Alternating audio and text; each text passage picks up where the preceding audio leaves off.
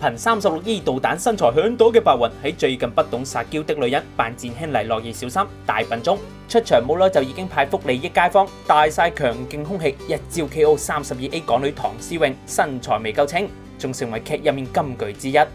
白雲接受訪問嗰陣透露，上年為咗拍攝劇集，專登去拳館秘密訓練，難怪 body 越嚟越 fit， 同教練上擂台練拳嗰陣不知幾有殺氣啊！好攰啊！呢個係話俾所有學友知，做運動係好積極，日日都嚟嘅。你停2個星期呢，就會好似而家咁樣啦。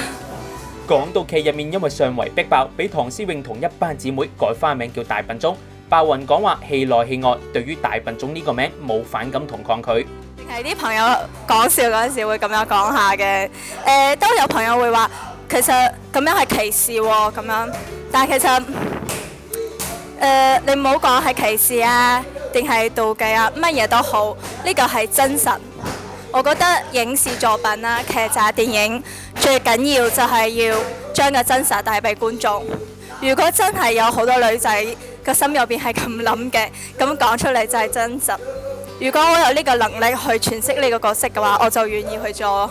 白雲又大讚港女好捱得兼有身材，只係唔 show 出嚟，有大腎身材勁，令佢由細到大都好矛盾。有好有唔好，好就係話 OK， 你做呢行好多 focus 咋，唔好就係好多人會覺得呢個女仔都係賣身材嘅咋。就算係讀書嗰陣時都係，可能好多男仔就係中意你，但好多女仔就會覺得哇，你做乜嘢？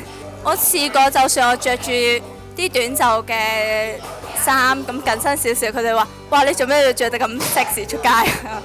所以我中學4年都未試過除咗嗰個爛背心啊！上年白雲同有米前港男江俊霖結婚 ，Kelvin 係哈佛大學建築系畢業，依家係著名建築師樓做嘢。喺劇入面，白雲好識撒嬌，但佢就自爆性格冷靜，唔識向老公撒嬌，平日仲以朋友打打鬧鬧形式同老公相處，真係睇唔出噃。